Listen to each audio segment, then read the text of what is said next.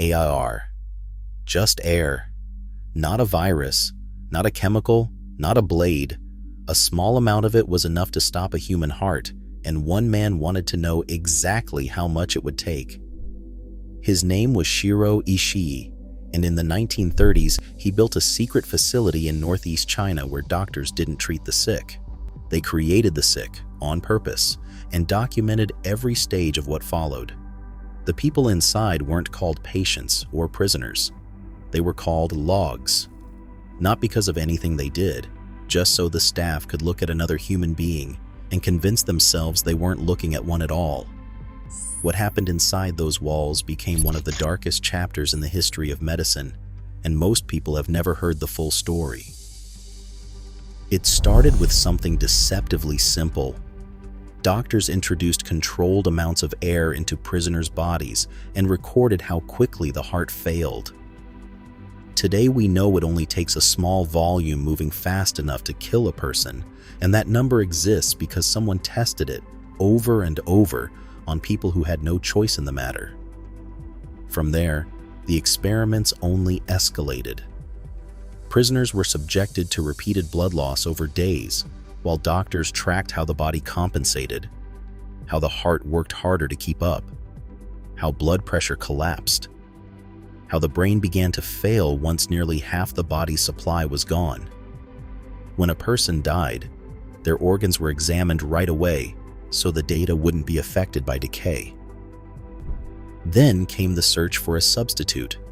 Real blood was hard to transport across a war zone, so doctors experimented with introducing animal blood into human patients, watching the immune system reject it so violently that organ failure followed within hours.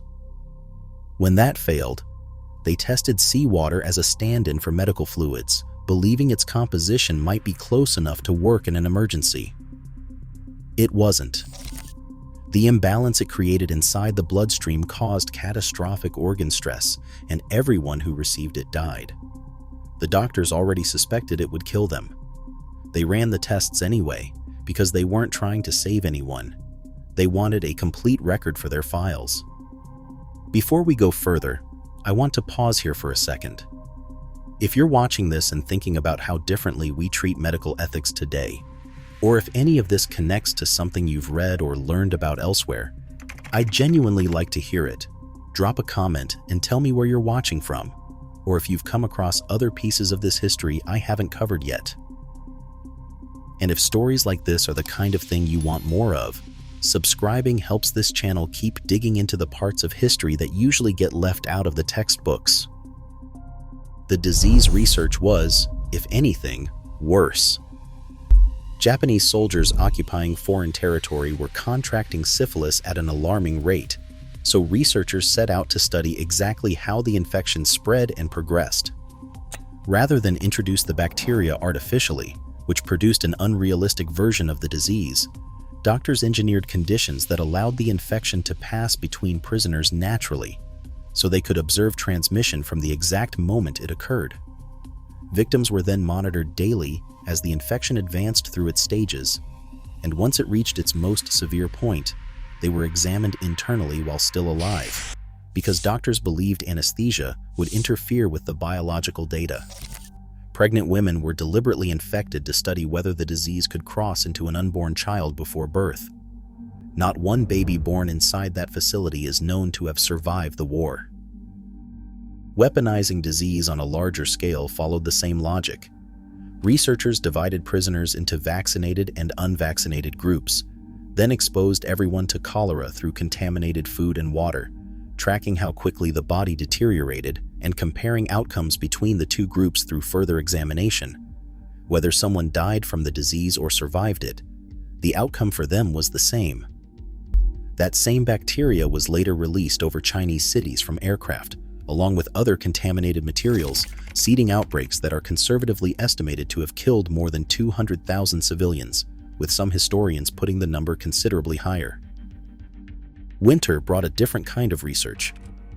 One of the unit's lead scientists, Hisato Yoshimura, wanted to map exactly how long it took human limbs to freeze under extreme conditions, so prisoners were exposed to harsh outdoor cold for extended periods, until researchers confirmed the limbs had frozen through. Those limbs were then tested at a range of temperatures to study how frozen tissue responded, from swelling to complete tissue death. After the war, Yoshimura was not prosecuted. He was granted immunity in exchange for his data and went on to build a respected academic career in Japan, publishing on cold resistance for decades without ever disclosing where his research had actually come from. Surgeons who had never operated on a living body before were sent to Unit 731 as well, not to conduct research, but to practice. Prisoners already weakened by disease were used so young military doctors could gain hands-on surgical experience under real conditions. One surgeon, Ken Yuasa, later admitted publicly that these operations had nothing to do with science at all. They existed purely so doctors wouldn't hesitate the first time they had to operate on the battlefield. Estimates of how many people died this way range from a conservative 3,000 to as high as 12,000, depending on which surviving records and testimonies historians trust. When Japan surrendered in 1945, none of this reached a courtroom.